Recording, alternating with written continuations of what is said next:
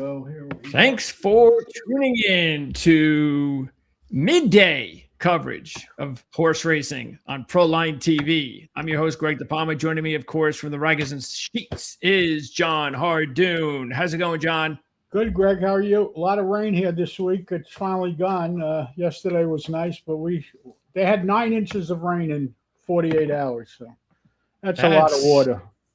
Better than Saturday, that's for sure. No. So we'll be good on Saturday. Thank goodness for that. And we're going to be talking about races at Saratoga and Del Mar. Keep in mind, there is a big day going on at Colonial with the Arlington Million. How is that? Is that still on synthetic? No. Wasn't that on synthetic at one time? Never. It was run at Arlington Park that had a synthetic, but it was always run on the turf course. Okay. So that's going on over at Colonial. And we've got the Clement L Hirsch. It's a grade 1 at Del Mar. We're also going to do the Lake GeorgeStakes at Saratoga. So let's start with that. Let me go ahead and pop up the entries. So what do we got? What kind of a field do we? That's the Hirsch. You got a field of 9. There are 2 horses, a 10 and 11, that are entered for main track only, which will obviously scratch. Okay, so there you go. 9-horse field. The morning line favorite is the 6. That is Amber Glen. Is that an L? Yeah. Amber Glen. Amber Glen's a 5-2 shot. You got Brad Cox and Red Ortiz Jr. That is your combo there. And even though there are a couple of other decent horses, it's a 9-horse field. It's an open race. There's a possibility for some long shots here. So let's go through. We will start with the 1. What's interesting about the 1 right off the bat is Chad Brown. This is one of 2 horses he's training in this race. And Chad Brown has won 7 of the last 11 Lake GeorgeStakes. And here's another interesting fact. There have been 9 consecutive different jockeys to win this race. 9 consecutive different jockeys. If you believe in that sort of weirdness, then check out who those jockeys are. And could you tell us who won last year so we could avoid betting them this year? Well, I could, but it'll take 10 seconds. It. If you come with ammo like that, you should at least tell us who it was. Well, that's why you got it. Well, I know it's not. I know Jose Ortiz has been one of those 9. I do know that. That's so. Chad Brown, Jose Ortiz combo with the 1 Hanfleur, and Ortiz on board this horse for the first time. The numbers are going in the right direction. It's a little slower though, but at least he's headed in the right direction. He's 10-1. It's 17, 16, 16, 15 for Hanfleur. Yeah, and I would assume that Flavian Pratt had a choice to ride the 1 or the 8, and he went to the 8, so I would probably follow Pratt. Next up is the 2-star actress. You got Mott, you got Alvarado, and Alvarado has not won this race in the last 9 years. I know that. Anyway, coming off an 11 on dirt last time out. So you got a couple of things here. You got a bounce potential, and also the fact that he's only been on turf once, and she ran a 17. It was the worst race of her life. She's coming off of an 11. She's reacting. I don't want this horse. The 3 is Candy Moonshine, a 15-1 shot. And you got Gorham and Rodriguez. Last year, the horse was headed in the right direction from a 22 to a 16, kept improving, but then had some time off from November to July. And that very first race, which happened to be at Saratoga, was an 18, went backwards a little bit. Matter of fact, interesting. This horse has been in the money 7 of 8 times. The only time she hasn't been in the money was at Saratoga earlier this month. Well, it was also her first race since last November, so maybe she needed the race. I mean, you could always excuse it. And like you said, as a 2-year-old, she had a forward-moving line. The problem is she's not fast enough. You're going to need a 13 or an 11 to win this race. Yeah, I'd rather just take the 1 instead of the 3 if I was going to do that. Yeah, okay. Because the 1's a little faster. Yeah. Okay. Next up is the 4, Time to Dream, 5-1 shot. One of 2 horses in the field for Todd Pletcher, who is actually off to a slow start this meet. And this horse is definitely faster than the first 3. From October of last year to earlier this month, the horse has gone from a 16 to a 13. Unfortunately, she's been stuck on 3 consecutive 13s. Yeah, but her last 3 races were all paceless races. She does have a win at Saratoga last year in career start number 2 when she ran the 14. She has a shot to make a forward move. She did have trouble last time out, and she was hung out extremely wide. You see the big V on the sheets. I would give this horse a shot. I don't think she's good enough to win, but I think she can get in the exacta. Oh, okay. The 5 is Ultimate Love, a 10-1 shot. And now this horse, she did pretty well in her first start from a 17, then all the way. Well, she actually got stuck on 13 4 times. So, I mean, at one end, it's not good. But a couple of things I want to point out is that she started her career with 3 straight wins. Then she goes to the Breeders' Cup race, and she was the favorite of a Breeders' Cup race. She did not win that race. And then the last couple of, then the second race, the first race after the Breeders' Cup race, she went with another 13. She just lost that race again as the favorite. But it was the last race where all of a sudden, she's gone a little bit backwards. She just had a disastrous race running a 17 in that race, and it just happened to be at Saratoga. So I don't know. I mean, I like the fact that she's 10-1, and there were some positives there. I just don't know what happened to her last time out. Well, she really didn't get better since her 2-year-old campaign. As a 2-year-old, she ran 13s. So if you run 13s as a 2-year-old, you're eligible to come out and run a 10 or an 11 without even batting an eye. And she came out and ran a 13. So that's not so good. But the 17 last time out, off of the time off from that race 2 starts back, is bad. 17's a bad number. She should have run better, and she didn't. She's 10-1, so if you want to excuse it, I guess you can. But I think you have better options in this race. All right. Now, here's the morning line favorite, Amber Glen, and it's Cox and Irad Ortiz Jr., and Irad Ortiz Jr. has won this race in the last 9, by the way. This horse is coming off a wire-to-wire win on Lasix, and she ran a 13. That was her best number. Previous, she actually started her career with a 15, breaking her maiden right away last October at Keeneland, then a 16 on grass and a 13 on grass. So what about Amber Glen as a very short price? Well, why would you bet this horse at a short price? I wouldn't. I mean, you could include this horse if you're betting someone, but off of the figures, first of all, a horse like the 4 who has a bunch of 13s, that this horse had 113 the last time out. 5-2 is a silly price on this one. Yeah, I mean, how do we know Amber Glen's not going to? The only reason you're playing this horse is because of Cox and Ortiz. If you're playing the horse, yes. If you're looking at figures, the horse is not faster than other horses. And the only time she ran at this distance, she ran a 16 at Keeneland in April. Yeah, but that was it. That was that was in line, I guess. She had a 15 as a 2-year-old at Keeneland. She has a 16 first out this year with trouble, by the way.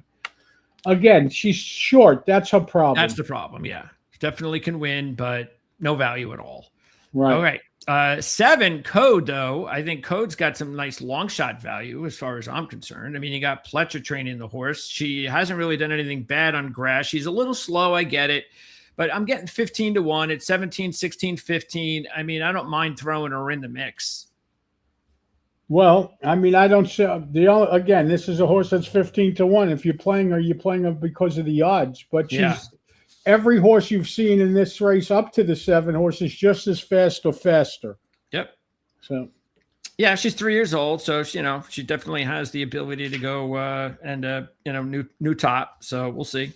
Next up is the 8 Deep Learning. And now we get to another horse here that is short price, but we can see why. She's coming up for 14. She hasn't hit that 13 mark yet, but she's been 17, 15, 15, 14. She's been at this distance in 3 of her 4 races. She's coming off a win. She's been the favorite in 3 of her 4 races. She's got the win at Saratoga in her very first start. It's Chad Brown. It's Flavian Pratt. What do you think about Deep Learning? Well, she ran a 14 as a 2-year-old, so she's eligible to come out and run a 12 or better. It's Chad Brown off of the layoff. Pratt opted for this horse as opposed to riding the rail horse.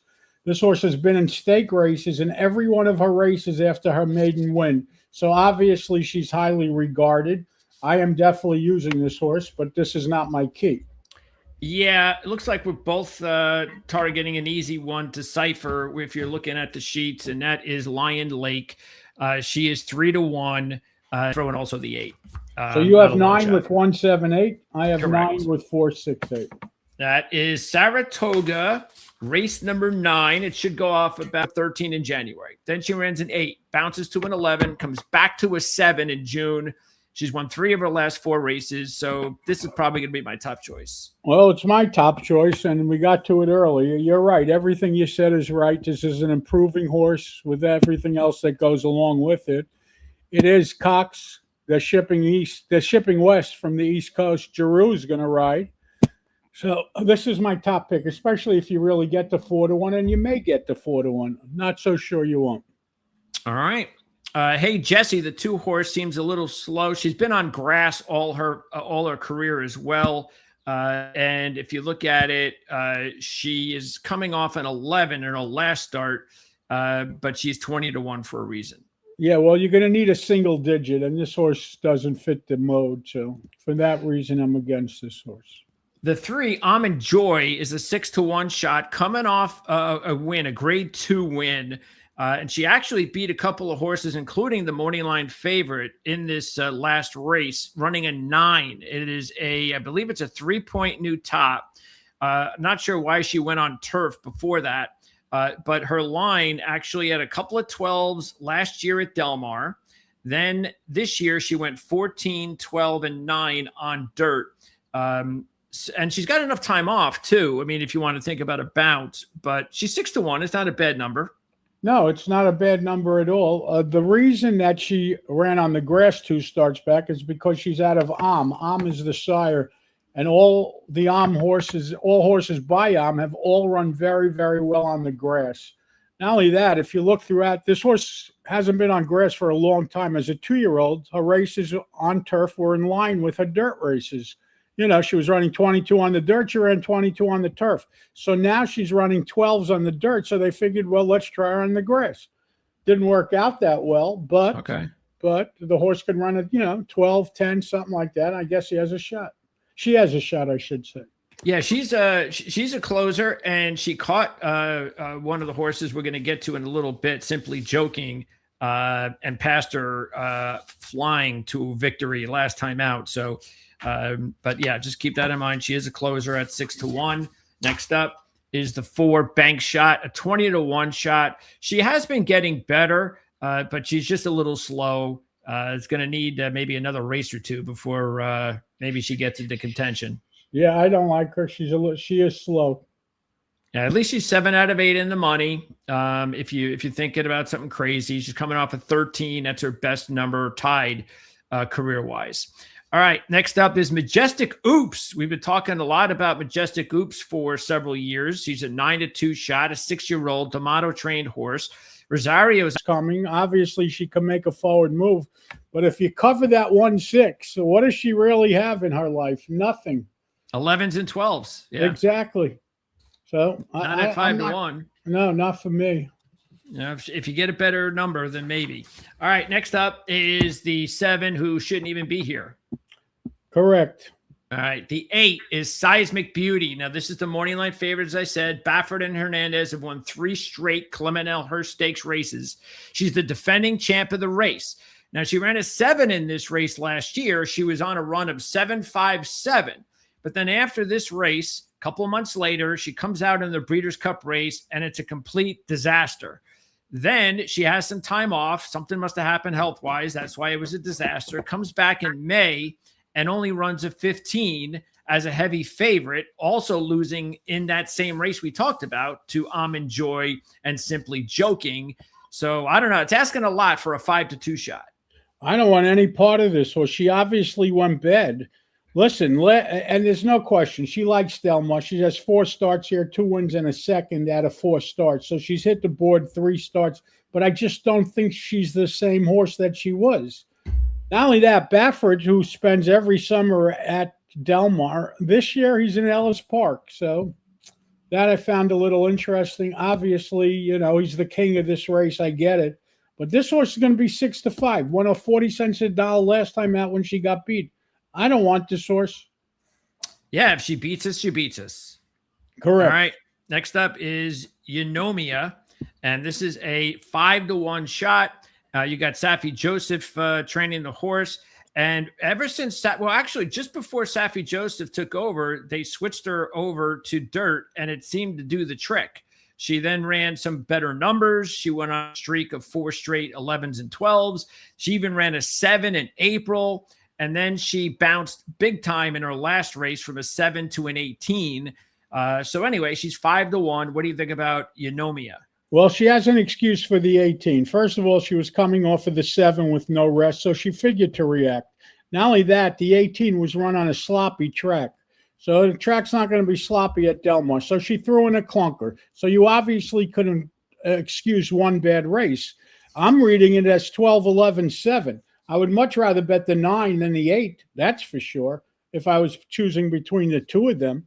You know, I think she has a good shot to run a 10 or an 8, something like that. And I think she has a shot. I wouldn't be throwing her out so fast. All right. So you got the 1 on top of? The 5 Majestic Oops, the 6 Simply Joking, and the 9 Eunomia. 1 over the 5, 6, and 9. And I'll go 1 over the 3, 5, and 9. So that's 1 over 6, 5, 6, 9, 1 over 3, 5, 9. And at Saratoga, it's 9 over 4, 6, 8 for John, 9 over 1, 7, 8 for me. Next week, we've got even bigger racing to talk about. 4 Grade 1 stakes races at Saratoga, including the Whitney, and a couple of races at Del Mar as well. But I'm sure we're going to have a lot to talk about with Saratoga, as long as they aren't 5-horse race fields. Correct. Thank you, Greg. Thanks, everybody. I'll see you next week. Have a great weekend. Good luck, everybody. Thank you. Take care. That's Jon Hardoon. I'm going to get out of here as well. So there you go. Let us know if you have any questions at all regarding anything. We are going to, again, not only come back. Well, actually, next week, I think I have the schedule up here somewhere. And let me see because I had stopped at the Whitney next week regarding a schedule look ahead. So let's see what is on tap after the Whitney. I haven't looked that far. Here we go. Let's see what we got. We don't have anything good. Might be a week off. Wow. No graded stakes races to speak of. Oh, one at Monmouth, a grade 3, and we don't do Woodbine. So yeah, not good.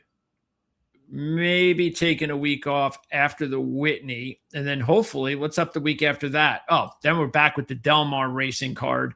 Great card, including the Del Mar Oaks and the Pacific Classic. So that's good. Saratoga's got a grade 2. And then let's see the week after that. Pat O'Brien at Del Mar is nice. What else? Oh, and a huge week, including the Travers in Saratoga. So yeah, that's probably what we'll do more than likely. We'll come back next week for the Whitney, and we might take the week off and then back with a couple of really big weekends. And I haven't even looked after that. So again, any questions, comments, could be about this race, could be about another race, anything at all. Hey, all you can do is ask, right? And I'll pass it along to John, and he'll get back to you with his comments or his answers. So have a great weekend, everybody, at Saratoga and Del Mar. Meanwhile, as you can see in the back of me, rlads.com. If you're a fan of football, NFL, college football, 5 days a week of coverage, you can check it out over there on the RLads Football Network. And we'll be talking a lot more football here at Proline TV as well. Matter of fact, we're going to really get started with prediction season in a couple of weeks. Mark Lawrence returns to Proline, and that might kick things off in a couple of weeks when we do that. So stay tuned. If you are a football fan and you wager on football, NFL and college, you definitely want to check things out, not only here at Proline, but over at Our Lads. I'm going to be having wall-to-wall prediction shows, all sorts of cool stuff. And if you're into it, check it out. So thanks for tuning in. Have a great weekend, everybody, and we'll see you next time.